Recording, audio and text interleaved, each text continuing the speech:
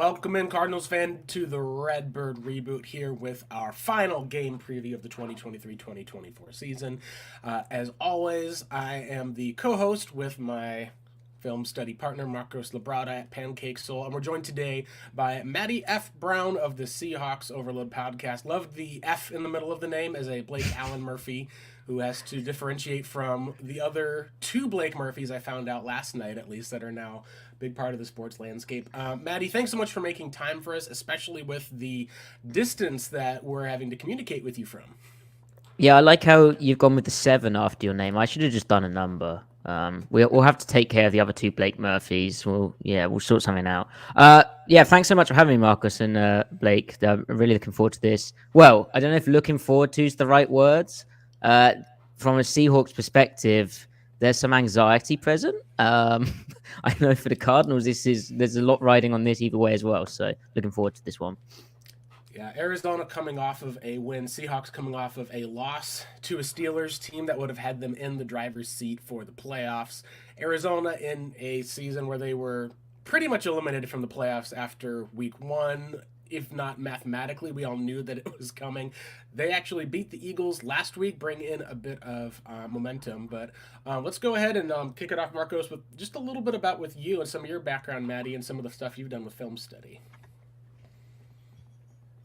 Yeah, I was always interested in knowing what got you into film study. I've heard some of your sections, and I'm not gonna lie, I listened to the ones after you guys played the Cardinals because, of course, that fascinates to I want to see what your thoughts are coming from a person who watches film and the scheme and what happened in these situations. Of course, the Cardinals have had no success versus the Seahawks in recent years and whatnot.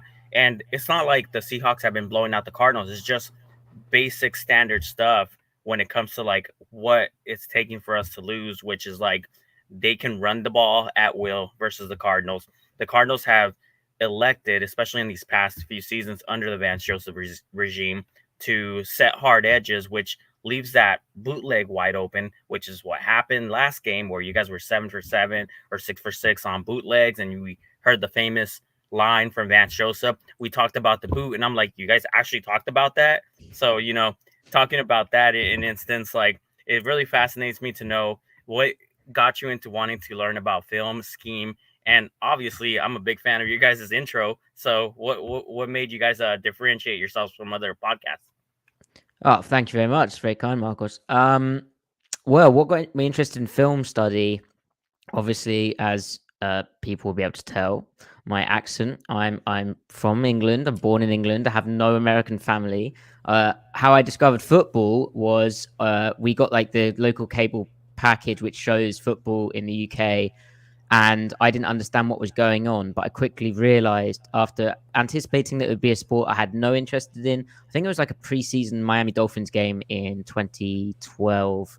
I quickly realized after, doing Madden and all that sort of stuff, that this game was very tactical, and I always liked soccer tactics. And then I realized that football was basically every single thing was very, very tactical. It was all kind of preordained, plays that get run on offense and defense. And so I got very fascinated into I was teaching myself the game, and the internet was a massive help in that. And then it was kind of a wormhole of once you've started, then you kind of want to understand more and more and more. And I actually, rather than seeing, this player messed up, I quickly realized, well, it's not as simple as that. And why is that? So kind of an interest in understanding the full game, and then also kind of being a massive nerd about the kind of tactical X's and O's side. It really is chess on the field and whatnot. And I really do like what you said, and I echo that about hey, this player messed up, and then you actually study to say, wait, was that even his assignment? What was he doing in that situation?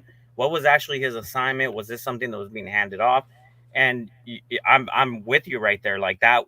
That's what got me interested in wanting to know, especially on the defensive side. I like the defensive scheme better than I do the offense. Obviously, you got to study both sides to understand it better. But that's where I gravitated to, mostly because of the fact that I'm what happened here, and what did they call him? What was basically the issue? Yeah. Well, obviously, I'm I have solidarity with you there because I do prefer the defense. And I don't know why that is. I think just generally, I don't want to speak for every single European, but what my experience, especially before fantasy football, which in the UK probably only really started getting pushed, I don't know, like last 5, 7-ish years. But before that, I think generally people like defense. I don't know for what reason. Maybe like the kind of big hits and that sort of stuff. That this maybe something very deeply psychological there, which I can't speak to. But I like the defense. Obviously, I the reason I actually picked the Seahawks as my team to cover, and I am a fan of the Seahawks. Well, we shouldn't say that, should we? But I am a fan of the Seahawks too. And I think a big reason was, well, one, I like the colors of the team. The Nike rebrand in 2012 did good things for in terms of my perspective and my view, but then also just the speed that they played with on defense, the violence, it was just beautiful. That was a massive attraction for me. And I also like Marshawn Lynch, but I've always just been fascinated about defense. I think the idea of kind of you're having to stop what they're doing. Maybe there's something, I don't know, a shrink might be able to read something into that about me. But just stopping someone doing something and then, punishing them for it. That's always been fun to me. So that's why I like the defense.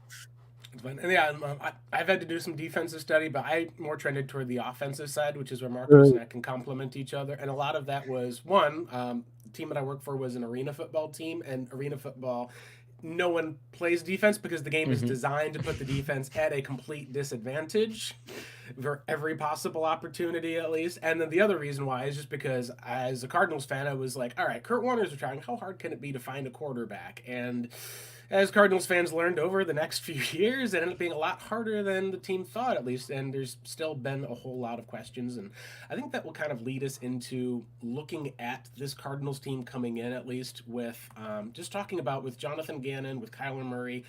We've seen at least enough this season to wonder, at least if Cardinals fans, we came in and we're talking, did this team need to look at getting a top 2 draft pick, moving on to a quarterback? Up until last week, they were in that position. And what we've seen, at least for the most part, has been a lot more confidence, whether from players nationally or the team in week 17 still playing hard.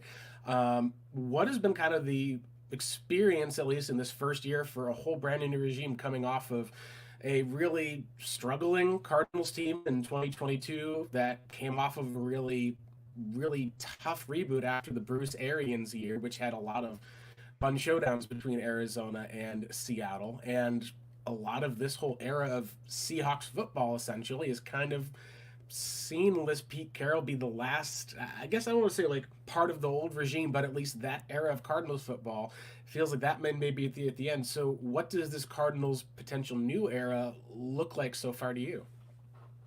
Well, it's interesting, isn't it? Because Jonathan Gannon, when he arrived, and you saw the pew pew pew and all that fun stuff with Kyler Murray, it looked bizarre, didn't it? But they're kind of scrappy, and in terms of this being a must-win game from a Seahawks perspective, moving into this matchup, as listeners may or may not be aware, the Seahawks have to win this game. They need the Packers to lose versus the Bears. This is like, I would say, one of the worst possible matchups, given Murray has caused issues for the pass rush in the past. I think Seattle's kind of light at outside backer. They're obviously missing their best outside backer in Uchenna Nwosu. And I think also that the run game and the way that the Cardinals have won these games in previous weeks, kind of grinding it out in a way that may cause problems for the Seahawks defense, I think it's troubling. I think the Vegas total before the season was the Cardinals winning, around 4 games. They've currently won 4, right? So in that sense, maybe they're not underperforming or overperforming, but it kind of feels like with how bad the narrative was around Gannon, that they have overperformed. I mean, I look at the defensive roster and, I don't watch Cardinals games every week, but just from the outside looking in, or, from an NFC West rival looking in, just on the roster, even on the offensive roster, it doesn't look like there's any real notable players where you'd like them, like wide receiver. I know I liked Mike Wilson as an ascending player. I really like Buda Baker. I like these types of players, but it's just more. And it was, that kind of first year, as you've said, Blake, of a kind of new regime is to be expected. I think it's pretty troubling what the Cardinals, from a Seahawks perspective, what the Cardinals have kind of managed to do this season. Particularly the quality of the Cardinals' win, which I know can get a bit irritating for maybe Cardinals fans when they start looking about. Hang on a second, we were meant to have a pretty good draft pick? Is it going to be that good or not?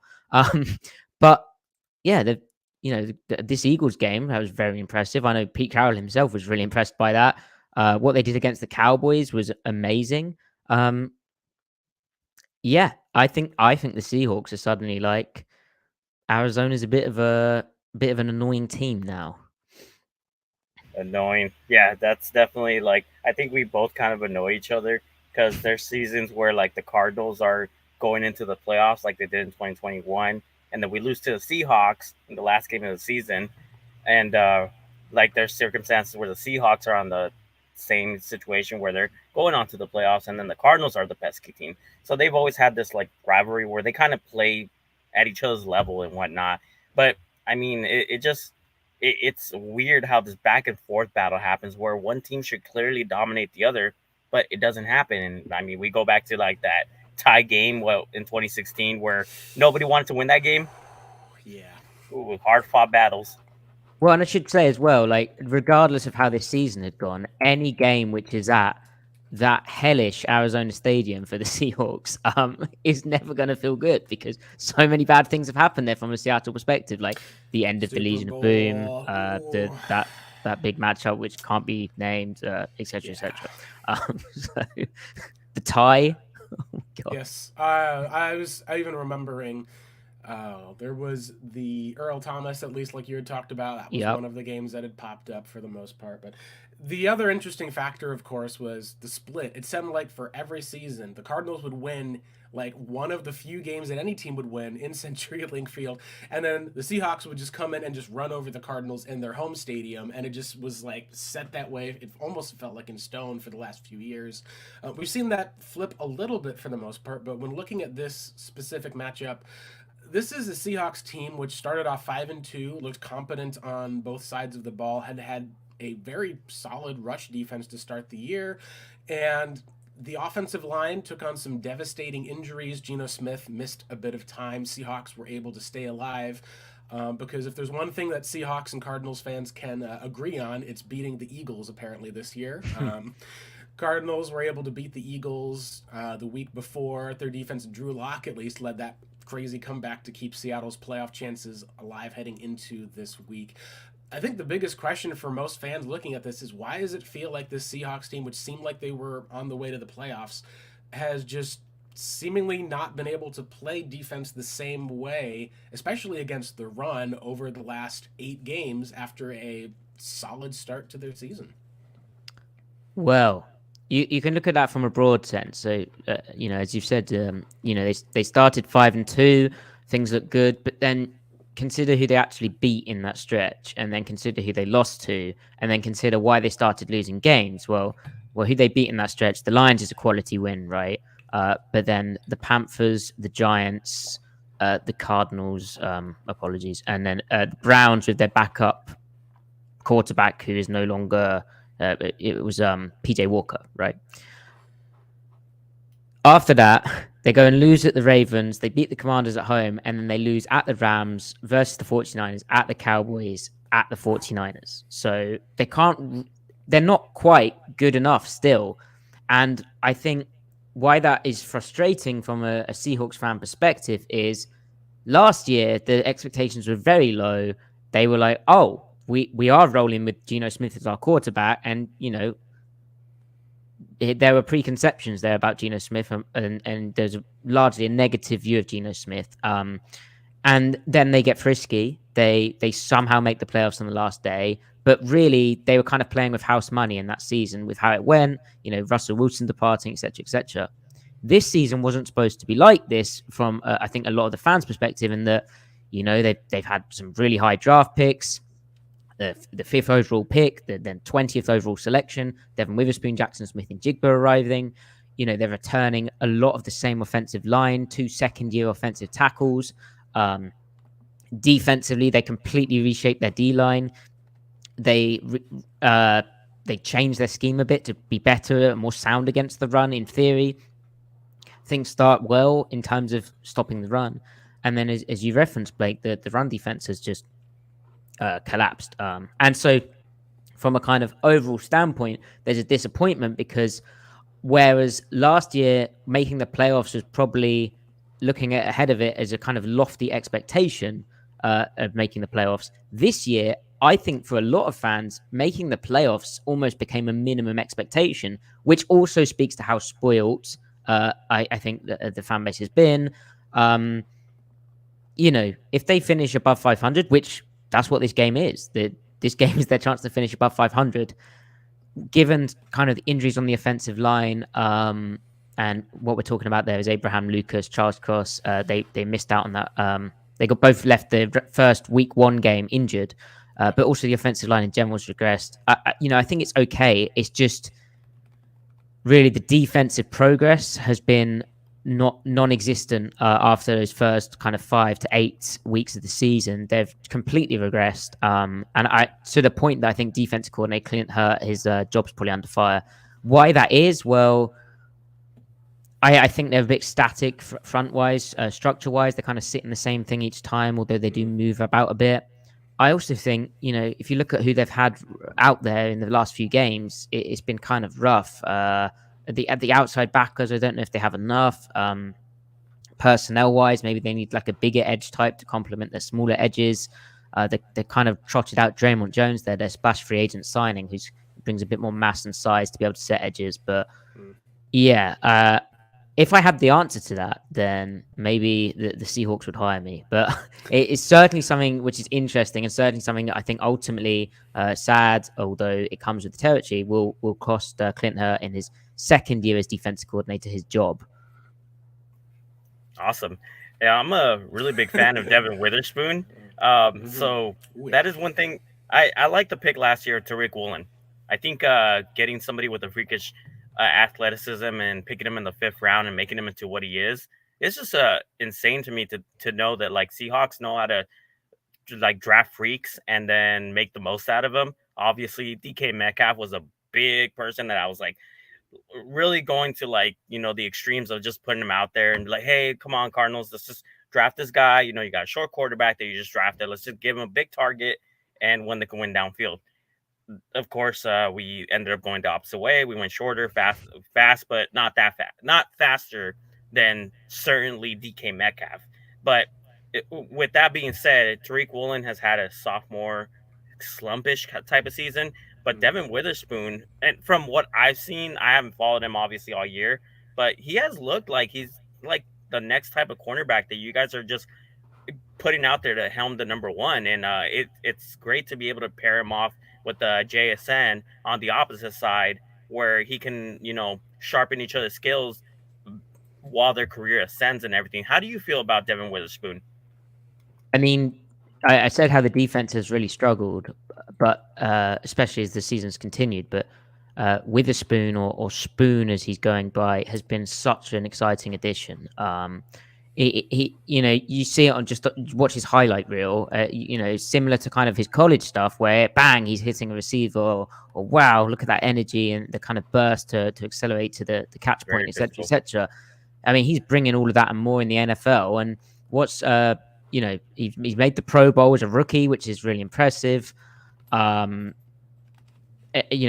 has some good stats, which I'm trying to bring up here, but I'm failing. But what's impressive to me as well is how he's really slotted in as not just an outside corner. So they play him on the left side, which is generally where Pete Carroll plays his like number 1, like best corner, given that's usually where the right-handed quarterbacks open up towards. But also, he's played in the slot in the nickel activity. Now, Seattle has like a nickel and a big nickel package, and that's basically what they run for the vast majority of snaps when they can get away with it. And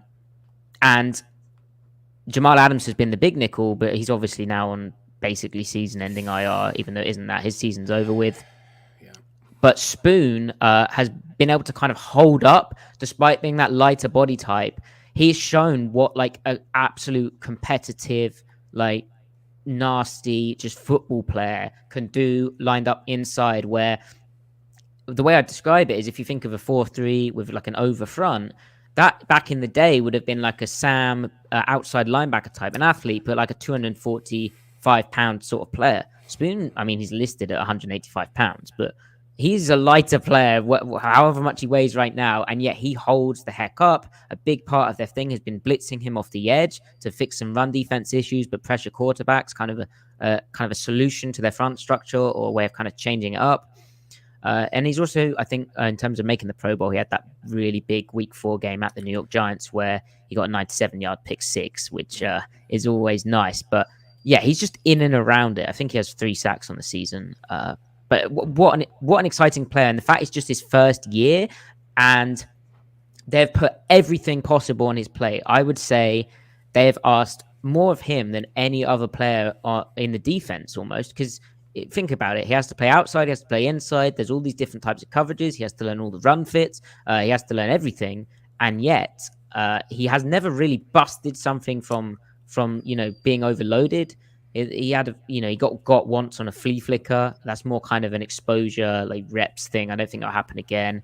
Occasionally he's been just beat on a route, but that's just comes with the experience. But the fact he's able to handle what they've put on his plate this season for the main is a lot, and not just handle it, but excel. Wow. Yeah, absolutely. It's great. Oh, go ahead. I was going to go ahead with the Cardinals, at least this year.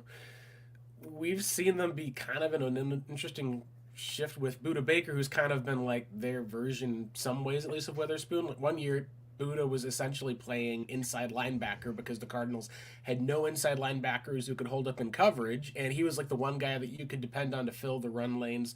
Seeing how those guys work within a modern NFL structure where teams are just passing the ball at a much higher rate, and yet the teams that are winning in the NFL are the ones that are taking advantage of a lot of those lighter fronts, are able to essentially be the ones that are winning a lot of games, which is what's interesting to kind of see, where Arizona and Seattle coming in as these run-heavy teams, and yet at the same time, there's playmakers and investments on defense in Seattle's aspect, in Jamal Adams, obviously the trade that was given up for him, the large contract, like you said, bringing in Draymond Jones. Whereas in Arizona, they've spent less money on their defense than I think any other team in the NFL this season, and it wasn't close. It was 31, then a gap. And then Arizona with Budda Baker and Jalen Thompson, who is kind of shifting into more of that Budda Baker playmaker role. It's just very interesting to see, like you said, how Arizona looks like, at least, that they've overachieved in some ways without talent, whereas the Seahawks fans are looking at this defense going, understandably, Jamal Adams, it just hasn't worked out, and his health has been an issue this year. But it should still feel like that the Seahawks, and we saw it earlier on the season, should have their defense in a bit better spot than it feels like they currently are at 29th, I believe, in yards against the run, I think, given up. And then I think it's 25th in yards per carry after a decently solid start through the first half of the season. Yeah, let's talk about this matchup in a way. So there's already a big concern for me heading into this from a Seahawks perspective, in that their run defense, as you said, Blake, is bad, really bad. I think SIS has it in 31st in total points per play, if you want a different metric. And the SIS has the Cardinals' run offense in first in total points per play. So, Now, that gets even bigger, because if you look at the Seahawks injury report from Week 18, Mario Edwards Jr. is out, which big deal, right? Mario Edwards Jr., that's cool. He's still in the league. He's actually been spotting in as kind of like a plug and play, D tackle, can play in the shade, play in 3-tech for them. But why him being out with a knee injury, which kept him out of Week 17, is an even bigger deal, is Jaron Reed, who, when they signed him in the offseason, and we were like, wait, that's the plan, is the nose tackle, it was kind of yikes. But we soon realized, they're playing him as like a more one-gapping nose. They're playing him on the outside shoulder of the center. They're letting him get upfield, be more aggressive. And he's had 7 sacks on the year, but also brought a veteran, savvy nous to the run game. He's honestly been outstanding. And if I had to pick a Seahawks player who's like the biggest Pro Bowl snub, it's absolutely Jaron Reed. I mean, he's been unbelievable. But you might not see him in Week 18 because didn't participate Wednesday, didn't participate Thursday, didn't participate Friday, and is officially questionable with a knee injury. But that doesn't read great. So that leaves the Seahawks with their nose tackle depth as Miles Adams, who really isn't a nose, and I don't even know if he's on the active roster. He might be a practice squad guy, but basically he's always been on the bubble. He's kind of been messed around with how he's been used. They kind of just like, we need you to do this week because certain players are injured. Or you have Cam Young. And Cam Young, you may not have heard of him. That's okay. That's because he's a rookie 4th-round pick out of Mississippi State. And at Mississippi State, in that defense, he's moving a lot. He's slanting a lot. And I think that while he looked really good, kind of one-gapping, striking, knocking the crap out of the guy in front of him, I think there's a few issues with maintaining a consistent pad level, staying low. And I think maybe that comes, perhaps overthinking it, but I think it's part of it. His college system of, he's always moving, so he's not having to stay low in his stance necessarily as often. And he's really struggled. He gets moved by combos. So, guys, it's a great run offense. It's a bad run defense. And they're one of their best run defenders, the nose tackles, probably not going to play. And the depth behind him probably isn't going to play. And then the depth behind him is going to struggle. So that's, I think, the biggest key for me in this game. Yeah, I share that sentiment. Our defensive tackles, and we don't have any household names. We have people who are all right when it comes to defending the run for one person, and he's already out for the rest of the season. So I share your sentiment when it comes to just not having any good run defense or anything that can resemble of a run defense that could stop a team from being able to pound the ball. Go ahead, Blake. Yeah, this is a interesting matchup because, like you said, the Seahawks and the Cardinals have areas to play for, but the Seahawks, at least, if they do get into the playoffs, like you said, it would feel almost like they're sliding their way in versus actually going out there. We also can talk about with how turnover numbers have looked. One of the areas that was interesting with the Cardinals last week was they played a bad Philadelphia defense. They didn't punt at all in the entire game. And when their rushing attack was able to take over, they kind of punched the ball into the end zone, had to play some catch-up football. But they really stayed in a balanced rushing attack the entire time. Whereas the Seahawks, if there's one edge that you could probably find in this game, it's that Arizona has been one of the worst in terms of actually getting sack numbers and rushing the passer. And their defensive secondary has just been pretty much just kind of throwing stuff at a wall for the most part to see what's there. Their best overall corner, Garrett Williams, who was manning kind of the slot on some of the third downs and moving in and outside. He's on IR, will not be able to return this season. So if you're talking about a game script of the Cardinals are able to go up against a Seahawks team that, is not able to do well against the run, is missing some of those starting defensive tackles, and then the Seahawks have to throw, well, that may actually play some into Seattle's favor because they do have some of those weapons in a DK Metcalf, with Tyler Lockett at least, and of course in the rookie Jackson Smith and Jigba. Obviously, Abraham Lucas being out will probably be a big deal. Arizona is kind of that area of one of these types of movable kind of forces is going to be kind of that stoppable force because Seattle has just not been able to really put as many points up on offense this year. Whereas Arizona, as long as they're not having to drop back and throw with Kyler Murray, they've been able to effectively keep games close either in the first half or be able to run the football. I think that if we're going to talk about the one biggest avenue this year, it's that the Seahawks are 0-3 in games where they've lost the turnover battle this year. And that's one of those areas I think that could probably be the big defining part of this game is because whenever these two teams play, there's always usually something fluky it seems like will happen every one way as far as for a turnover or some type of it's just part of it is just Seahawks football. There's plenty of chaos that seems to get involved, and the Cardinals, we call them the cardiac cards because they also do not seem to like know how to win a normal football game.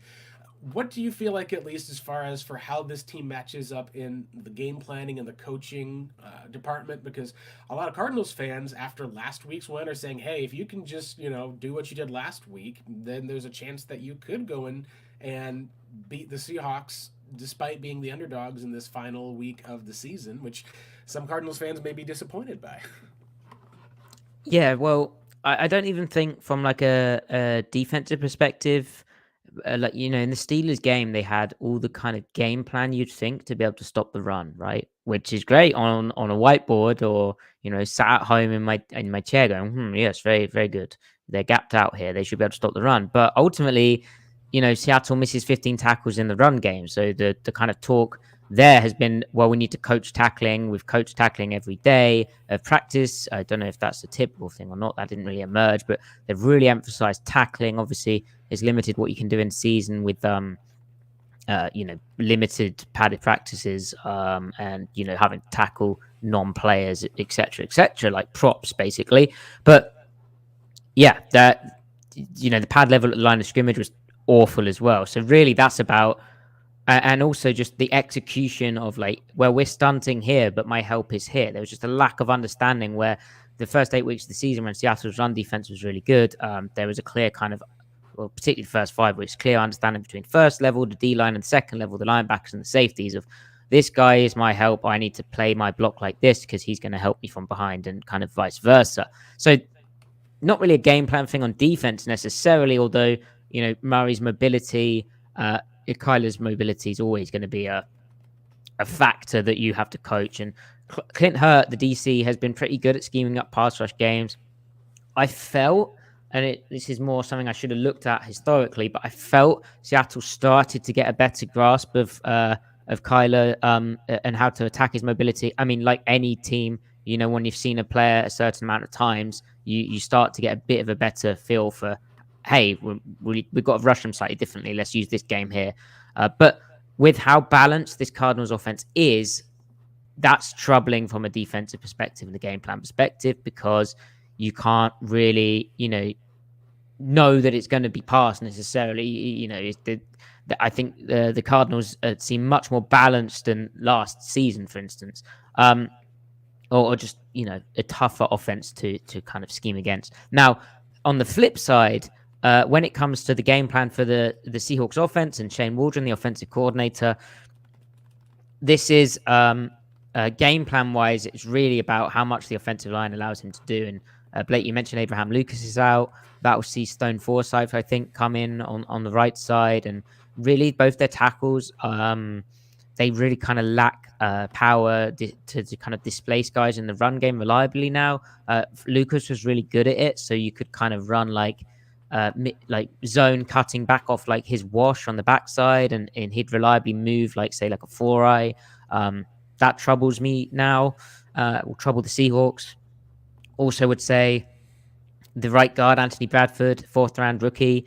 He's got very heavy feet, and the interior of the offensive line has really struggled with like interior twists, movements, particularly out of kind of odd front type of structures, which I believe the Cardinals are going to, they'll run a lot of kind of those looks, like 5 down kind of looks at the line of scrimmage, etc., etc. Please do correct me if I'm wrong there. But the other thing is, Blake, it seems obvious that the Seahawks receivers are talented, and, Geno Smith's been playing very well recently. But again, the offensive line is, can you get the football to them? Can you stay balanced? They're not as run heavy. I know like Pete Carroll has a really kind of run heavy reputation maybe around the league, but this season Seattle's actually been fairly like leaning towards pass. And I think part of that's been the inefficiency of the run game. And they want to stay efficient. So they kind of replace those runs with like, screens, quick passes, etc., extensions of the run game. But they're, per rbsdm.com, they're 2% passing frequency over expected in 2023. In the last 5 weeks, that number's 1% over. So there's certain downs and distances where they run a bit more. And really what you see with Pete Carroll is on the offense and the game plans and stuff, and the play calling, he just bemoans the fact that they haven't converted enough third downs. I mean, if you look at the Seahawks' third down numbers, they've been bad all season. They've improved in recent weeks and then regressed again against the Steelers, where they went 3 for 9 on third down. And so what that means is when you don't convert the third downs, well, you don't score points because it's very hard to march down the field without picking up a third down. But then 2, you also don't have enough plays to then call your run plays. I mean, what I find interesting, one of the stats I turned up studying for this is Kenneth Walker rushed for 105 rushing yards in the first matchup between the Cardinals and the Seahawks. That's his only 100 yards rushing game of the season. And games where the Seahawks run for over 100 yards, I think they've won all of them. I should have the exact number here, but I can't find it in my notes. But yeah, and he does have Zach Charbonnet, his rookie second-round pick teammate, kind of spotting carries from him. But ultimately, they haven't been able to run the ball enough that, Carroll talks about wanting to be, almost in the 30 attempts range, and they just don't get close to that. They've been stuck on like a 23 attempts number.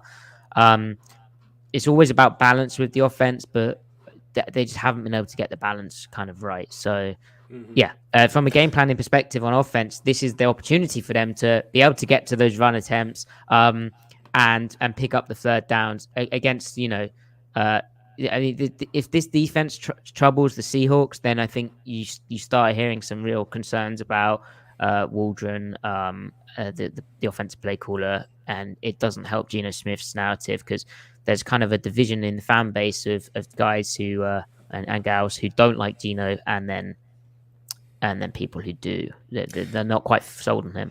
Yeah, we as Cardinals fans have very similarities. It's one of the interesting kind of comparisons with the two of the fan bases between Kyler and Geno, where a lot of Cardinals fans have said, hey, we want the Cardinals to get a different quarterback, get a guy who's taller. There's been questions, obviously, that people had with Kyler Murray.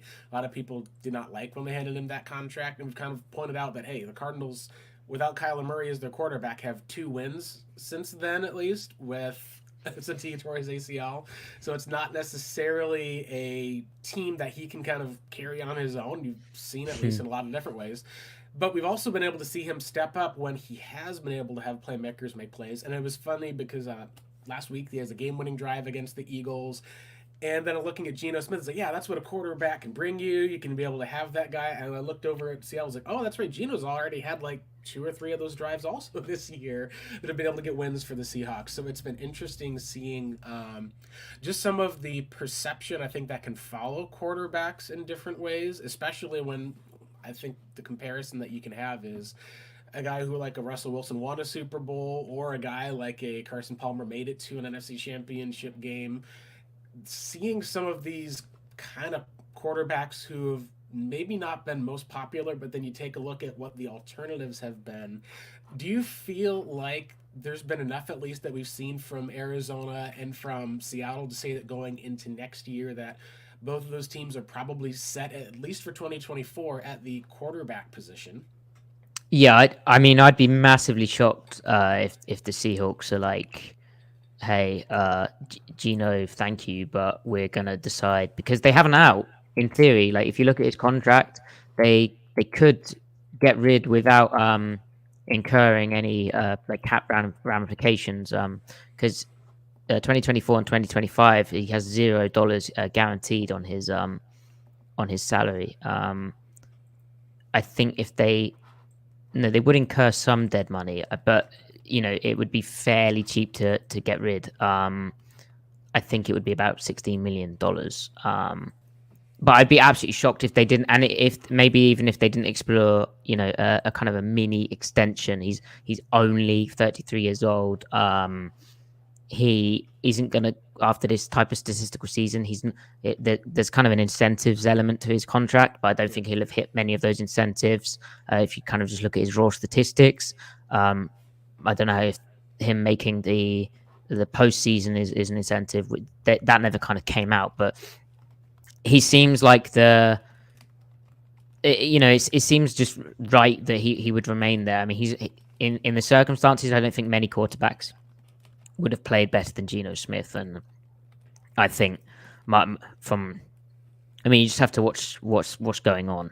But there's also numbers like how badly pressured he's been, And quarterbacks influence pressure as well. But if you look at his sack rate being significantly lower than his pressure rate, if you look at his time to throw in certain situations,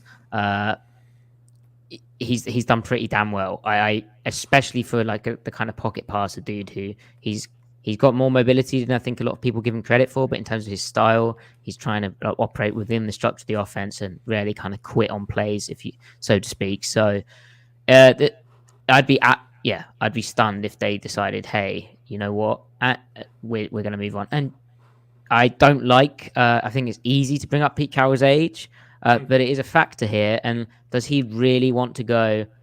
This guy can win us games. He can play quarterback in our offense. Like, we've seen evidence of that.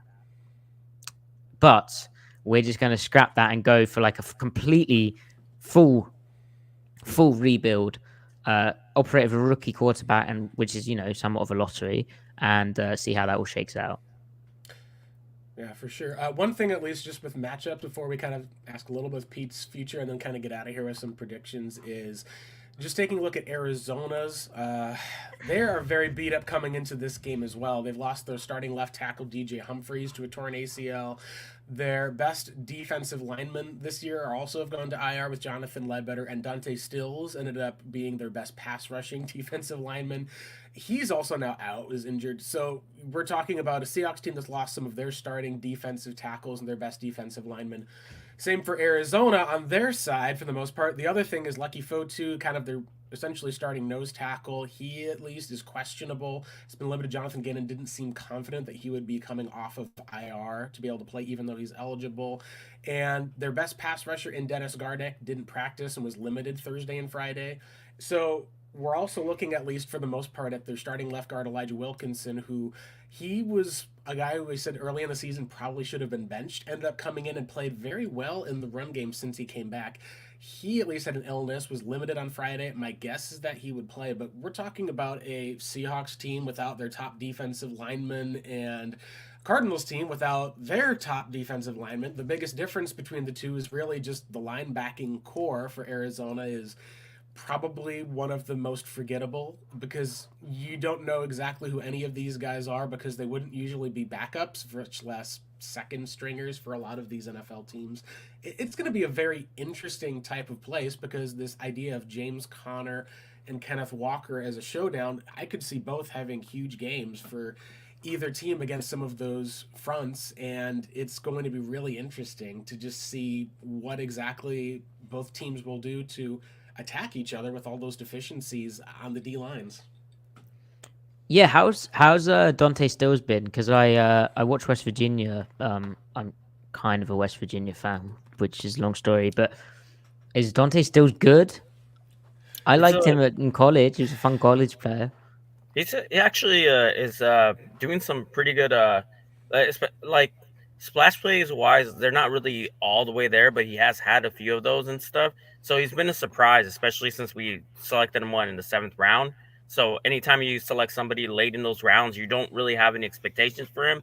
And he's at least making the case that he should be a starter and somebody that could possibly be an impact player going forth. You always pray, like, hey, this is the guy that's going to ascend to Pro Bowl status. Well, he's somebody that at least from the 7th round has shown more than what we've had in the 7th round before. Yeah, and he's actually on the team, I believe. He's got 4 sacks on the season. He's been one of their most better interior disruptors, and actually ended up kind of working his way into a starting spot with, of course, some veteran injuries. Like Cardinals, it seemed like you pick a week, they would lose a defensive lineman to injury. It was like clockwork, was crazy. But with the 4 sacks and with being able to actually have some pressures and tackles for loss, he's probably been at least one of those guys that you feel like is, you don't know if it's a key piece, but part of the rotation moving forward. And it was one of the steals that we thought of for how we had thought about him in Arizona. We're very glad to have, because the previous Cardinals regime, if there's one complaint as far as for long-term sustainability, it was that the team would not be able to find those type of late defensive contributors in the draft. And then they would swing and strike out on those first round picks, and often it would be because of playing a Hassan Reddick at inside linebacker or taking a guy like an Isaiah Simmons, who's had at least probably his best season to date in the Giants in a totally different setup. Playing them completely in different positions for the most part because they had a need and almost seemed like they wanted to find that Bobby Wagner or find that sort of inside linebacker that the other NFC West teams had. It's been fun because it also, I think, has kind of pushed forward of he was a guy that you can now sell, I think, for West Virginia fans on. Here's a guy who worked hard, played well, got noticed by a team, and is working his way into essentially being one of those guys who, when you mention a draft class, he's one of the names that you're bringing up. About, hey, can you believe that guy they found in the 7th round, he's been starting and has 4 sacks for them. He is going to be missed on Sunday when he's not going to be out there for Arizona. Well, that's good to hear from the fact that he's playing well, but I'm fortunate that we won't see him. I guess the other thing which stood out for me from the injury report is Jordan Brooks, the Seahawks weak side inside backer. Basically, the only other fast second level defender, along with Devin Witherspoon when he's playing in the nickel.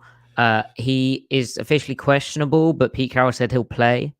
And that's significant because we haven't even spoke about Pro Bowl inside linebacker Bobby Wagner, but Wagner is still playing okay, but he lacks a lot of speed, and in coverage is someone you have to kind of account for. And Brooks, it's important Brooks is there. Not only also because Devin Bush is his backup, and Bush, he had a revenge game against the Steelers, although it didn't really pan out how he'd have wanted. He had a really rough game of it. So Brooks back in the lineup. He's one of the players before the season who Pete Carroll singled out as being like a kind of game-changing player for them. He, is a very impactful player and kind of an absolute necessity for Seattle to have out there if they want to play good defense. All right, Matty, I got a question for you now that we're going into like the defensive scheme and X's and O's. So you had mentioned that the Seahawks should hire you as defensive coordinator. I'm interested to know. So for one, wait, who? Sorry, who mentioned that? It was you said that earlier. No, I didn't say defensive coordinator. That's a big time pitch. I just said if they want to hire. I was gonna say, yeah, I didn't say defensive coordinator. I'm not trying to. Yeah, that's a bit of a step up. It's compliment. I wanted the Cardinals to hire me as defensive coordinator over Vance Joseph for like 4 years, but they decided to not only keep him but give him like a 2-year extension. Although, I know he has better experience. He has a better, when it comes to it. But, that's because I've been covering the Cardinals for like 4 or 5 years when it comes to studying the X's and O's. And my take of him was the scheme was just too predictable, in my opinion.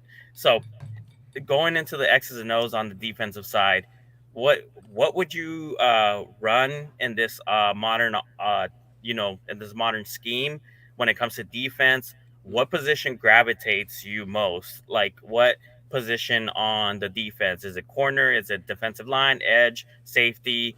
And also, what would you say the Seahawks need to do better going forth on defense when it comes to something you wish they would change? When you say what position do I gravitate most towards, is that like a general thing? Or are you talking about the Seahawks defense? No, I'm like, what position? Like, which position interests you the most on defense? Is it like cornerback? Like just me as a coach? Yeah. Oh, right. Okay. Well, I do coach the game in the UK, which is a slightly different level. And I started coaching DBs. I also briefly played cornerback, so that's my background is in DBs and corners. But I currently coach inside linebackers, and I'm defensive coordinator of the London Olympians. So so I guess I really like inside linebackers right now, not just because of that, but they have to do a bit of everything. And I really like run fits, run mechanics, how the front matches the coverage and vice versa. So that's what interests me there. Now, Seahawks wise, the big problem I think for me right now before we kind of get into X's and O's, just the kind of general feel of the defense, and it's not, this has been remarked upon to me as well as kind of my observation, is they feel very reactive. Like stuff happens to them and then they solve the problem rather than kind of being proactive. And with the previous defensive coordinator, Ken Norton Jr., that didn't often feel like the case, like especially down the stretch. I know after that Cardinals 2021 game, we were kind of surprised he got fired because it seemed like he'd figured some things out. He'd kind of stripped down his menu, kind of streamlined it. And, you thought, hey, if we had a bit more of an edge rush here, we might be able to do something with this. They always kind of feel like behind a punch or like behind a few punches. It's a bit like I've recently got into chess. Well, not recently, but I've recently started trying to get good at chess. And when you go against like Stockfish, so like the computer, and it's like like a few ELO levels above what you were at, you're like, oh, I see how that happened to me, but I'm like, oh, I see the problem now, but I'm already 2 moves behind you. That's a kind of shaky analogy. I hope that works, but that's kind of how it feels watching the defense at times. And it feels kind of like they're running a kind of a preseason version of their scheme still. And we're at this point, they haven't really got enough answers. They don't have the answers in early enough, and they don't pose enough problems. What I think is from an X's and O's standpoint is I feel, they just run this one. They run the same front each time, basically. Now, Seattle at their best kind of did that, but they've got rid of like nickel bear, so nickel personnel, 5 DBs out there with like 5 guys down at the line of scrimmage, which can give you different structural answers to problems you might get. They just sit in this over front with a B gap bubble on the weak side. They do stunt and move within that, but in the same 2 ways each time.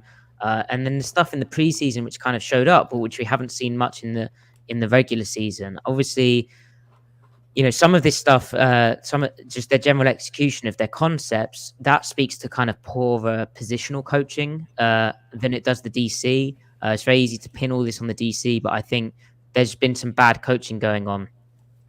What I come back to as well is this year's been a much more Pete Carroll, Monte Kiffin way of running like an over front, right? They're running this nickel over front, so 4 guys down the line of scrimmage, because they want both edge rushers to be able to fly off the edge and rush the passer, and they want the best 4-man rush angles for rushing the passer. Last season, they were trying to do it in the kind of Vic Fangio way, and they couldn't do that, and they couldn't coach that, and they couldn't get it coached. Up front, they couldn't coach it. So I just think, Clinton hurt the DC. This year, last year he was coaching, I think, interior defensive line. This year he's coaching the outside backers. But both those kind of position groups haven't done very well. I do really believe in Clint Hurt as a D-line coach from the work he did before he became DC. He gets criticized for that, which I think is wrong. He actually coached some players up into being like NFL players and like dudes in his techniques. But I just think that there's something going on with the positional coaching as well, on top of the kind of, I don't know if he's has the play calling feel. And I don't even think it needs, as much I love X's and O's, right? And it's hard to kind of communicate them on an audio format as well. Just look at the numbers. Like, it's as much as Pete Carroll would probably want to stick, maybe, he finds it hard to quit on guys. He will always stick by his guys. As much as he wants to stick by his dudes, it's very hard to justify keeping this around. Like, how does this happen in back-to-back years in a completely different system? Well, not completely different, but I'd consider it a kind of major tweak. And also it feels the change up front to kind of make the techniques better suited for stopping the run, that was very much Pete Carroll influence. Like, it was very clear that's what that was.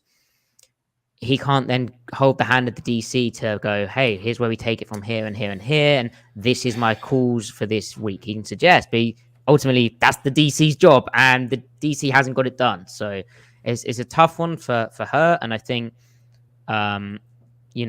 maybe they could, who wouldn't like better players in certain positions, but they're underperforming, I would say, and they seem very predictable. Especially in how their front is structured, and that's the best teams have been able to exploit that, particularly teams who can threaten a quarterback run game, like the Cardinals, particularly teams that can threaten multiple tight ends, which I've seen the Cardinals' 12 personnel usage has increased with Murray under center or in the gun. So And base four, that's finally their base like type of offense is out of there, and we've also seen Trey McBride be able to actually kind of blossom into being like their number is one he? threat. So here's the thing, right? Is Trey McBride like actually a tight end? Yeah. Like, he can block. True wide tight end. They use him the same way they are tight end too. Jeff Swain was out for the year with an injury, but they made a big effort to bring in a guy, Elijah Higgins, as a second type of pass catching tight end who also was able to block. So they actually are a lot more settled at the position group, and he's probably got a pretty bright future. For a couple of weeks, you were watching that they had no receivers that could be able to truly get open with Hollywood Brown limited, and you knew that their game plan was run the ball with James Conner, throw it to Trey McBride, and teams were still struggling to stop it. He's gotten a bit more banged up as a result, and teams have focused in on him more to now where there's probably a lot more emphasis, at least, on the run game. But that's one of those interesting things with Arizona is if you're looking at things moving forward, Trey McBride has kind of looked like he's been a core piece of the team, and it's one of the few areas that I think we give the Cardinals some credit for. Is I thought that was a great draft pick because it was kind of seeing a problem of Zach Ertz getting up there in age, not having that kind of true blocker. Similar with Paris Johnson this year. Cardinals are like, hey, we don't need to worry about left tackle for next year. We've got a guy we drafted that we can just slide over to that spot and can now look at filling the right tackle role. And it does feel like you've said that there is definitely a kind of proactive, reactive sort of difference between some of these teams and how they've, at least in some cases, been able to address. And maybe some of that is just expectations for Arizona being so low that you're glad that a tight end is sticking out on the team, because the team's receivers have been, I think, 31st in the league as far as being able to have production otherwise. So. Yeah, go ahead. Well, go ahead, a tight end who can pass, because I just like looked and was like, oh, okay, that's cool. I mean, average depth of targets 5.8 yards, 791 receiving yards, 10 broken tackles, and then like in the 240s, right? I was like, well, can he actually block? But if he can block and he can catch, I think, it's not more valuable than like a Justin Jefferson, but it's pretty like it's sneaky valuable having like that do it all tight end. Yeah, it's because when I first was watching him, I was like, "Hang on, is that Zach Ertz? Zach Ertz has some juice to him now." But no, it's a different white tight end. Yeah. That was he's very good at breaking tackles as well as one thing that's interesting. We'll see if the injuries have limited, but earlier in the season, they would be able to throw the ball to him on like 2nd and 4, and he would either be able to break a tackle for the first down, or you'd be working off of a pretty short gap to go on 3rd down. And it's one of those interesting matchups to see if, like you said, the Seahawks went all in on some of the wide receivers, whereas the Cardinals, like their best wide receiver, at least right now, in Greg Dortch, is a punt returner / wide receiver 4. And they've had a lot of turnovers every once in a while when targeting a wide receiver. Last week it was a 99-yard pick 6 because Michael Wilson ran the inside route. Kyler Murray threw the ball on a deep outside fade. Ball got returned huge ways. Meanwhile, on the Seahawks side, it's like you look at DK Metcalf, even Jackson Smith and Jigba, who started to pick stuff up. He actually had his, I think, best game of the season or his best game, at least thus far, against Arizona the first time that they played, with not having, I believe, Metcalf out there. It's going to be an interesting matchup. Before we kind of get you out of here, Matty, since I know we're kind of running short on time, I did want to at least check and see what you were thinking of for not just score prediction, but what do you think that the Cardinals and Seahawks should do with some of these draft picks in the offseason? Well, the Cardinals are in that kind of, I don't know if it's a fun position, but it's just like, let's just take a good player here, right? Which is always a good idea if you're drafting. But I mean, correct me if I'm wrong. Like, I wide receiver is probably a thing, isn't it? I liked Michael Wilson. I've already said that, but the Senior Bowl, I was like, this guy's got something about him. But Hollywood Brown, is his contract up? Can he stay healthy? He is on IR. He's out for the season. And when he was trying to play through a foot injury, ended up being more of a hurt for Arizona than actually being able to be a help. It was kind of obvious in the especially the Steelers game, is just either he wasn't able to just kind of make the catch or kind of cradling it against his body for a couple of key plays, or he was targeted. Their Hmm. offenses looked better when you've had Greg Dortch, who's making like pennies this year as an undrafted free agent who's been tendered. The offenses look better with him, at least in kind of that main slot role. So a lot of Cardinals fans are wanting to move on. Others are saying, hey, maybe it's a 1 year prove it deal type of situation, but Yeah. there's not a lot in free agency. Well, just go take Uh, Marvin Harrison Jr. and then just like let that be fun. Or take Brock Bowers and be like, we're gonna actually go into 12 personnel and we're gonna have like Rob Gronkowski and Aaron Hernandez, but without Yeah, that name other one. stuff. Yeah. The unnamed person that we don't talk Yeah, about. yeah. Who's that guy? Yeah, but I mean, it depends how good Trey McBride really is. But like, I mean, I with how the league is, if you had like genuine 12, because it's all well and good saying, "Hey, we want to run 12 personnel," but it's finding two tight ends who are good enough to be able to justify not keep having a third wide receiver on the field. Well, it seems the Cardinals have kind of had some success doing that already. I mean, Brock Bowers is ridiculous. Like, the guy moves crazy. But I mean, Marvin Harrison Jr. is unreal. Like he's like If he he's gets anything comped like to his eight. dad. Yeah, true. Yeah, he Yeah, gets it's like comped to it's AJ like Green, doesn't he? But he's uh, kind of like more. He's more of like he's more fluid almost. Not I was that gonna AJ Green say wasn't fluid. Julio was one of the closest that I've seen, but like someone said, it was like if you took his dad Marvin Harrison, gave him one of I those made him Mario taller. super mushrooms that made him like bigger, Right, and right. it does feel like he fits a lot of the shorter quarterbacks also who are obviously with certain sizes. We saw last week Kyler make a nice placement throw under pressure with guys in front of his face. Like one of the areas that Russell Wilson struggled to evolve was being able to have defenses just play those cover two guys deep, take away a lot of the deep throws, having to then hit the intermediate, and making sure the tight end was involved, something Geno Smith they excelled at with last year. We've seen the Cardinals and Kyler at least take a step forward with that with McBride, but having still a guy who can win on the outside like a Marvin Harrison Jr. does, and then also in the red zone where Arizona, they've really struggled in having to go in third and long into the red zone. They've really needed to have James Conner kind of be the guy to run it in. I mean, Unfortunately, when they've I remember had watching. penalties, it's like killed their drives a lot of times. Right. Yeah, no, I remember when Jackson Smith and Jigba was drafted by the Seahawks. You know, putting in Penn State. So that would have been 2022 tape. Yeah, 2022. Yeah. Oh, And that Marvin season. Harrison Oof. Jr. just like going to work against Joey Porter Jr. Just unreal. He's so tough over the middle as well. And obviously Brian Hartline being the receivers coach, there's always that thing of, well, he, NFL background, like he, in terms of how the routes translate, it shouldn't be too much of a leap. Whereas, there might be some concern over guys who are coming out from different offenses. So, that seems obvious to me. And then, just good players for the Cardinals. From a Yeah. Seahawks perspective. Oh, sorry, Marcos, go ahead. Sorry. No, absolutely. I mean, that's what you always go for when you go into the draft. You just want to make sure that the people you draft are going to end up being contributors and whatnot. And I will say that the Seahawks have been very, very good at being able to pick up not only players and young rookies, but actually implementing them, which I was jealous because we would draft players and I would think to myself, we're not going to play them. Mm. And you guys develop them. Right. Well, I know, particularly in like the latter years of the Russell Wilson stuff, with his time on the team, there was kind of a frustration that it felt like from fans they weren't necessarily picking the best player available. They're trying to pick like the best, like need, like really kind of almost doing too much need, forcing guys into. Schneider's Rashad described it Penny himself in the as first round, and obviously right. LJ Collier, Cardinal LJ Collier, who of course is out for the season at the beginning of the year. Cardinals legend, yeah, yep. Exactly.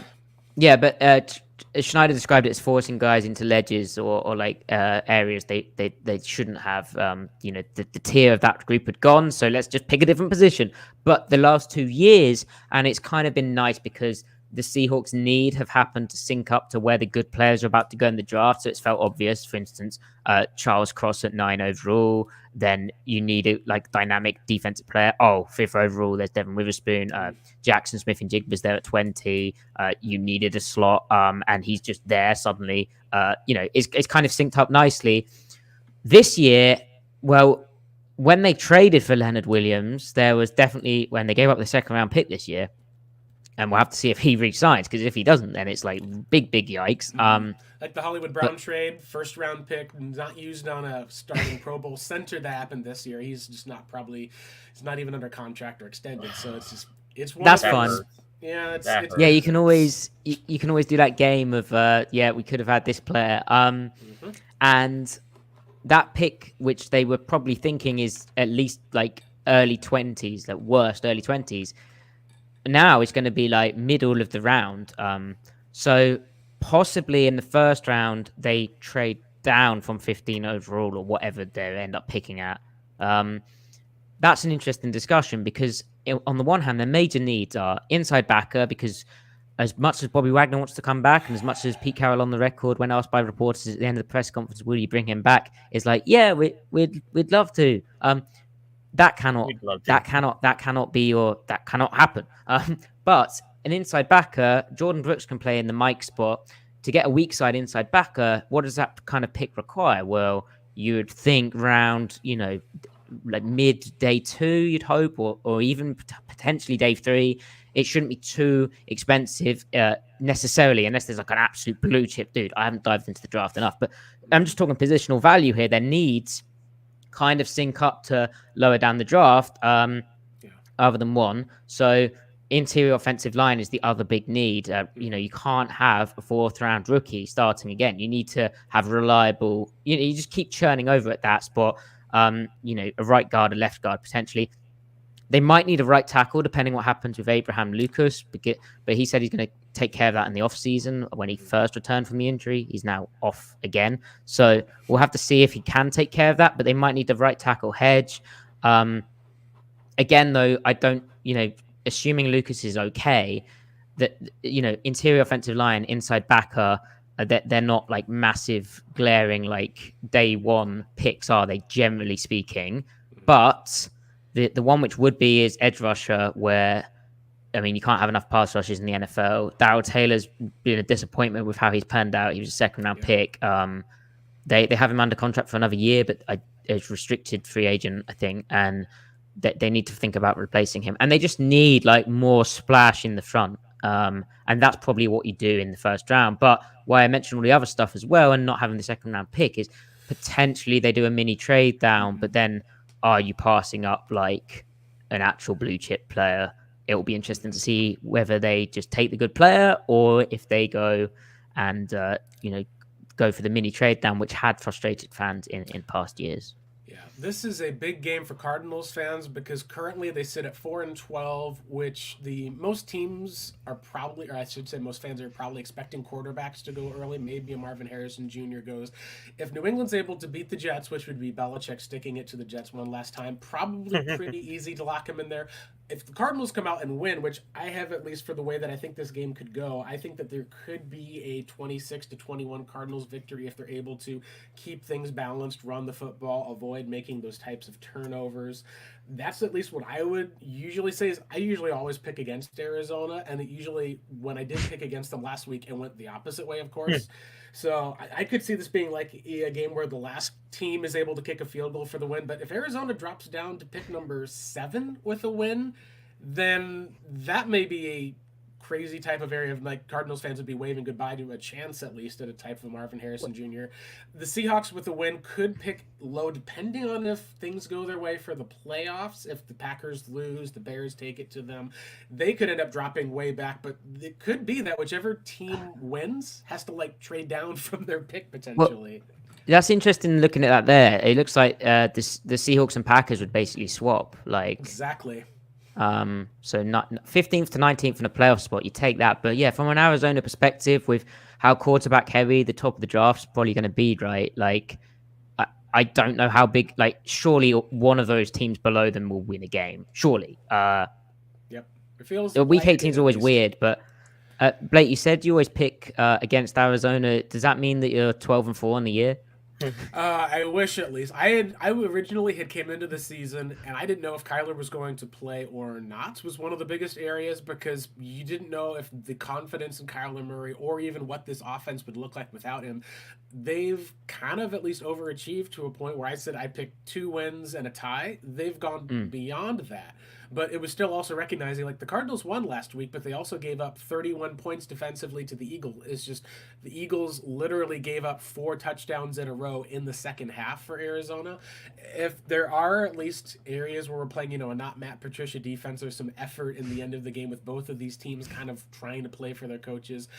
I don't think it's going to be a 30 point type of thing that maybe it should be, but it also does feel like with both of these defenses as they were, I think that it's going to be more of like one of those 26 or 27-24 type of games, at least is what I have predicted. And it could come down to whoever gets the ball last. We've seen both Kyler and Geno, if they happen to get the ball last, be able to drive their offenses down to be able to win the game. I pick Arizona for this time just because of, like you said, it does feel like Arizona's kind of trending up a little bit and that the Seahawks are trending back a little bit as it is for right now. And it's also would be to Cardinals fans like just another season in Arizona where they go out and win their last 2 games and see Marvin Harrison Jr. go away to a different team would be very Arizona Cardinals like. I don't mind if the Seahawks actually beat us in this game.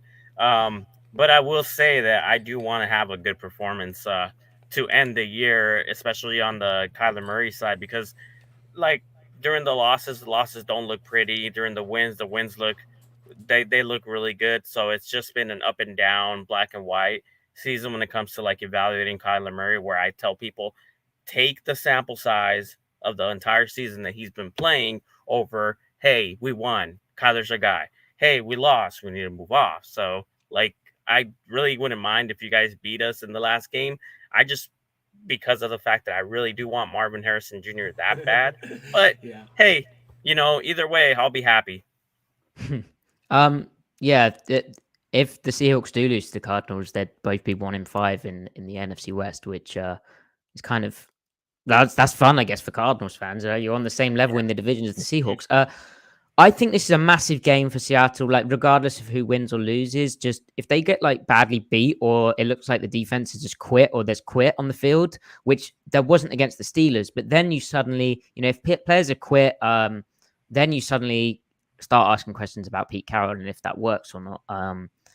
I don't think he's in a position where he's going to get fired at the end of this year. I think that would be pretty hasty, and I don't think my sense of the situation is I don't think Jodie Allen wants to really do that. I think she's happy enough. I mean, she gets to sit in the draft room, which if you're the owner, you can do what you want. But they involve her a lot. It seems John Schneider and Pete Carroll, and I would be stunned if Pete Carroll goes. I don't know how long he has left in his mind of how long he wants to coach for, but I also think you'll know when it's the end of Pete Carroll because they won't go out quietly. Like it will either be really bad and they'll have gone all in, like chips massively in, like nuts stuff, or it will go well. And they'll have a winning record when he goes out as well. I think it can be on his terms unless something terrible happened, like complete quit, mutiny. Which again, with Pete and how that he generally seems to get on with the players, and they do speak of the Seattle culture. I don't think he's going to get kind of forced out by like the players, but we'll see. It's a really big game, really big game from just not for Seattle's playoffs, not for Seattle's draft position, but really kind of the future of their franchise. So definitely worth tuning in for. Awesome. Yeah, fantastic. Like I said. Thanks for, I was going to say, thanks for coming on, Matty, at least. You stayed a little bit, about 10, 15 extra, so always appreciate that. Thanks so much for coming and taking this look with us behind enemy lines. Thanks so much for having me, Marcos. Good to meet you, Blake. Good to see you again. And enjoy the game. Hopefully there's a a mutually good outcome. There isn't, is there? There kind of is. Not Seahawks really. 27, Cardinals 24. All fan bases will probably be happy. Packers lose. Like, all right, you get into the playoffs, you got that shot. Right, right. Let's just call it like where it is. Even if it is with that draft pick for the most part, I agree with you. Yeah, Sam. Could yeah. be Just probably bad. not a tie, right? Just not a tie. Oof, no, I mean, no 6-6 again, please. it would be that would be the case. So we would go down to a 6-6 tie with both teams missing field goals. Amazing. That's my prediction. I'm glad Drew Stanton isn't in Arizona anymore. He's calling games for some of them, at least in the end of the year, at least in the pregame, postgame show in the past. But he's not on the sideline like how he was dancing. Oh, but he might be in the actually. stadium. Yeah, it might be in the stadium. Oh so- no, that's okay. bad. That's yeah, bad. that's why I leaned Arizona specifically because of that reason. You Yep, should put him on the sidelines or something. Yeah, At least yeah. have him. Yeah, have That's him on the bad, Drew. sideline. Yeah. All right. Well, thanks again, Jenny. You take care. See you. Bye. All right, Thank you. Matty. Take care. Awesome. Marcos, let's go and let's us take a look at some of this. I know we can finish up a little bit of your comment. I just want to make sure that we took care of our gasping on. We're going to take probably about, we haven't gotten any questions in so far yet. If people are wanting to ask, at least feel free to hop on in, mention at least for that. Their YouTube channel, I know we have some comments as well, but let's talk at least a little bit about this spot because I think you and I can be in agreement. If the Cardinals win, the question a lot of Cardinals fans had, is that a win too many? We can talk about how Arizona went from the number 1 pick to the number 3 pick with that last win against the Vikings all those years ago, and I believe it was 2005. They dropped down from getting a top quarterback that year to instead getting Larry Fitzgerald, who they would have taken number 1 overall. If the Cardinals do come out and beat the Seahawks, maybe you could say, hey, we played spoiler, knocked them out of the playoffs. But there's a lot of Cardinals fans who probably are hoping that the team loses. Do you feel like this is a spot, and maybe we can talk then about some of the scenarios and what to look forward to with Arizona? I just like I said, my sentiments are is it like, in your opinion, is it selfish to think like, hey, we should lose this game? Because I know that tends to like go negative when it comes to the culture. Like, oh, hey, you want your team to lose. That's bad for the culture. That's bad for the players. And in essence, that's true. Like that is a bad culture thing. And of course, if you go ahead and win this game at the end of the season, people have this feeling about not only the coaching staff, but about like the players and whatnot. Hey, they're playing really well. They're playing really well under this coach and this regime. We have something to look forward to. Whereas if they lose, like, hey, we could possibly move up in the draft and whatnot. But like, I mean, like, what do you feel? Like, I've always thought to myself, I do want them to lose, but like, I feel like I'm selfish for thinking that. I think that it's a combination of you kind of let the chips fall where they may, but like if you take a look even at how the draft is set up this year, I think we've got this pulled up right now. You're looking at a place where Arizona, the highest they can pick is 3rd. Unless the Commanders are going to go in and actually get a win in the last game of the season against the Dallas Cowboys, who are playing for that number 1 seed thanks to the Cardinals, or I should say number 2 seed, thanks to the Cardinals knocking off the Eagles last week. Eagles may have to go in at least as like a wild card team if the Cowboys are able to win, so it seems very unlikely that the top 2 teams will change. The Jets playing the Patriots could result in the Cardinals moving up to the 3rd overall pick, and I think in that spot you're probably going to get an offer, but you probably will stay put to take the best player in the draft. If you end up moving back, you could move back anywhere from 2, if you were to win, to maybe even 3 slots at least right now. You'd be looking in kind of the Malik Neighbors, Olu Fashanu, and Joe Alt, which, being honest, if DJ Humphries is probably not going to be back next year, you may need to add in another tackle. You could keep Paris at right tackle. I do think that there is a drop-off in terms of talent after about picks 9 and 10, because you can see at least here where you're probably talking about the best player in the draft you may miss out on, but you could get a number wide receiver 1 who'd be a top wide receiver taken in any other draft. It's just, you got the next Calvin Johnson or Julio Jones, of course, is the guy ahead of them. With Rome Odunze or with Malik Neighbors, who I think I'm pretty high on. If the Cardinals do drop back, there's a chance that, let's say it goes Caleb, Drake, and then Marvin would go 1, 2, 3. or if the Cardinals maybe are picking at 5, another team decides, hey, like we can move up for a Jaden Daniels. We like a Michael Penix Jr. You're probably not going to want to drop back anywhere out of the top 10 at least, because after that, there's some nice talents this year. Like J.C. Latham at least looks like he'll be, if not a Pro Bowl right guard, at least a good right tackle. Laitu Latu and Dallas Turner and Jared Verse are the top couple of edges. Kool-Aid McKinstry at least there, you'd probably have to argue. You get a first round pick next year, and you'd be able to get a nice little haul. But if we're going to be honest, Marcos, emotionally, it feels like as a Cardinals fan, it feels like we went through this terrible season that you kind of deserve to be able to say, hey, we got to learn the coaching staffs are the guy. We got to see Kyler Murray make plays. Trey McBride stepped up.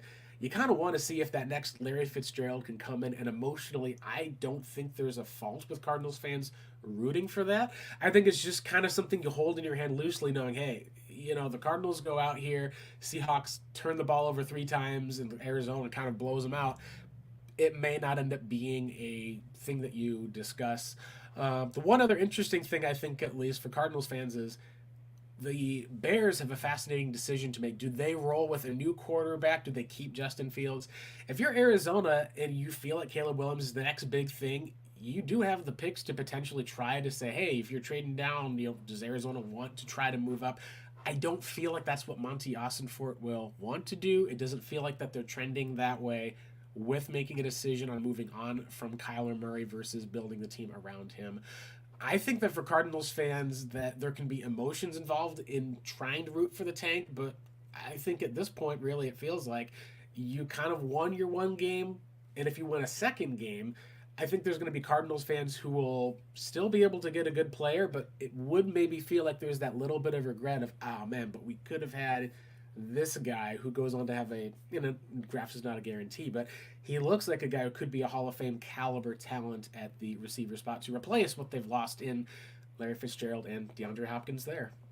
Yeah, the talent drop off. I mean, we speak about it all the time. It goes like probably like 3 to 4 players deep, and then after that, it's like you could still draft like Pro Bowl and All Pro type of players, but like the sentiment becomes like, oh boy, that guy that's supposed to be a for sure type of thing. Like I said, like a Marvin Harrison Jr.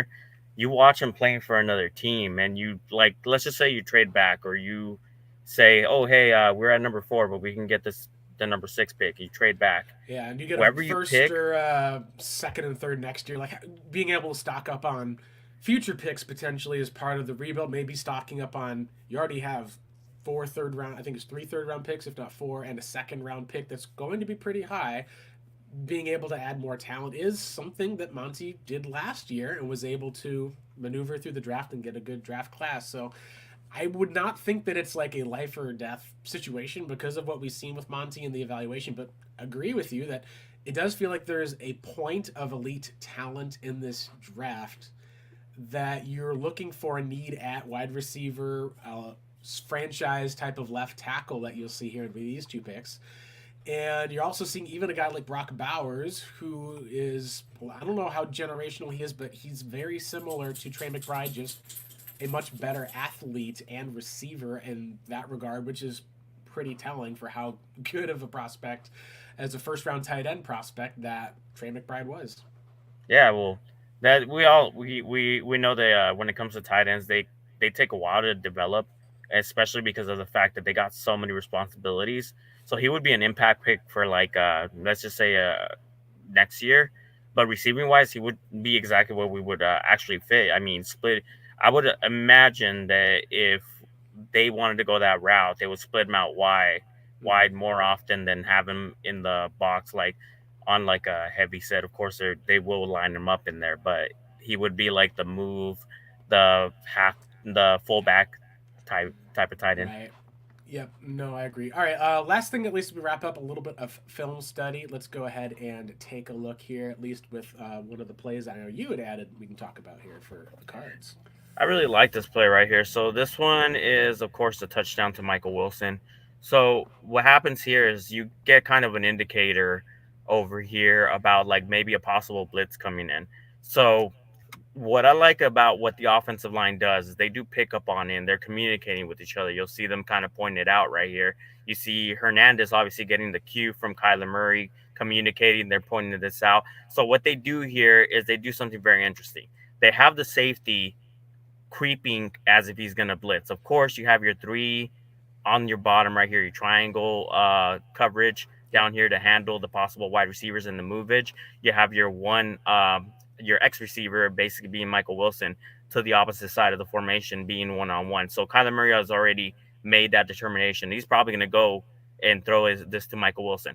So Yep. the way you they see the have safety set up on that side with more of the different places. You know you've got that one-on-one coverage. The man moving in motion shows that it's a man coverage type that they're yeah, being able to absolutely. play. So, yeah. And so what they do right here is instead of taking on the defensive tackle, which is Cox, they go ahead and pick up the safety here. You're gonna see this right away, and it's gonna be kind of like a weird sentiment. Like, why did you pick up the safety over the tackle? The tackle's a bigger hulking person. See, he crept, and then they picked him up in coverage. They let the tackle run through. Well, the reason why is because the safety's faster. If they let him go unblocked, he has a better opportunity to close up on that and challenge the throw over the defensive tackle who's slower. Mm-hmm. Of And course, catch Kyler Murray Kyler.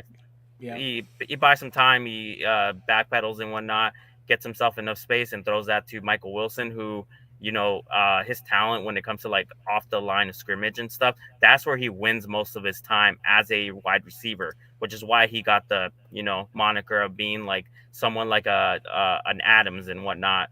Devontae Adams, because of the line of scrimmage play that he has, he goes ahead and hits him with I forgot what kind of technique that was, but he swipes him off to the side and he already has that space. Yep, That's kind of touchdown. gets that slant route in afterwards. And like you said, even on this spot here, one of the things that we can talk about if you want to pause it here is with Kyler's progression being in how he reads the blitz. Because the first couple of seasons, how Cliff Kingsbury would essentially treat Kyler when he would be blitzed was he had his legs and he would take off. And when teams would blitz him, it was essentially that you couldn't blitz him because he would have his legs, or he would have a deep shot throw that he'd be able to make, at least knowing he had one-on-one coverage on the outside. In order to succeed in the NFL, you have to learn how to be able to beat the blitz by throwing into the blitz. So you can see here with the safety lined up over the center, Kyler throws into the blitz. They let the defensive tackle get upfield. Kyler in the past would maybe be tempted when he sees that free rusher coming through, he would be able to say, I got to run away from this guy, get outside and try to make something happen on a broken play. Let's look what he does instead, which I think is signs of the progress when you hit play here. He throws into the blitz, sees where the safety is mugging up. He backs up enough away from the guy and throws right where the safety vacated to Michael Wilson with a one-on-one coverage. That is one of those things that's called a high-level quarterbacking play, where you are able to stand in the pocket, accept that you've got a free rusher coming at you. You accept that there's 6 men coming on the blitz, and you're able to throw into it and hit your man. That's something that we had not seen from Kyler Murray in the past. One of the areas I was critical of him, especially in 2022, to say, if he doesn't develop here and instead we see him try to run away or get away from guys or try to make something happen with his legs and he doesn't have that same mobility, that's going to be one of those areas you'd wonder if there's limitations. So being able to see not just a play like this where the protection gets picked up properly, where you're able to see a guy like Michael Wilson beat his man one-on-one, but seeing Kyler be able to make that read is something I think is encouraging for Cardinals fans moving forward, because it does really show that Kyler can, even at age 26, like he's still able to kind of make progress in this new system under the likes of Drew Petzing. Well, he's now taking on what you would say is a DeAndre Hopkins role on this one, because that would be like he's been pretty good at being able to pick up the blitz and being able to like throw, especially when you have that receiver that can win one-on-one. What he's been missing is that one-on-one receiver, because they tried this with Brown last year, and they knew his game was mostly speed, so they would play off the line of scrimmage, even in the end zone, and then jam him when he got close to him, and that would just ruin the throw because Hollywood Brown just didn't have the ability to be able to like separate at the line of scrimmage like Michael Wilson does, because he would try to just beat him with speed. So, I mean, this is great from Michael Wilson, and I love this. And Kyler Murray, obviously, the communication, that's where I like that progression. Communication with your rookie, knowing that, hey, I'm going to you when you're one-on-one and I got you. Yeah, no, I think that's great. There's a lot of confidence there. That'll wrap it up for our podcast here. Marcos, before I get off, did you pick the Cardinals for a win or a loss this game? I think that we're both in agreement of would prefer a close Cardinals loss than that shot at Harrison Jr., but if that isn't realistic, at least you have the Cardinals with a win, possibly at least, this coming Sunday in the last game of this 2023-2024 season. I believe that this is going to be a tightly contested battle. So I think it's going to be the Seahawks because they have luck in our stadium and whatnot. For some reason, they beat us here, so it'll be probably like maybe like a 21-17 Seahawks win. That's my prediction. Obviously, I'll be happy if they win for culture. I'll be happy if they lose for Marvin Harrison. It just depends how they lose. Right. I said I'm hoping for a 27-24 Seattle win. I'm expecting some sort of like a 26-21 Arizona win because that's kind of been, just the state of being a Cardinals fan. We'll be back here at least talking about with next week. We'll probably have one show going over the Seahawks game, a little wrap up of the season. And then with Arizona's draft status finalized, we'll at least be able to kind of have the first kind of official run of what we think, at least before we get into truly draft season, that we could see for Arizona with some of the picks that they have for the most part. And then there'll be obviously more stuff going on in the off season. It's been a pleasure to be able to have some of you guys on here, being able to follow along with the Rebooted podcast, at least for the most part. But for Marcos Labrada, I'm Blake Murphy7. Make sure you're following the pod.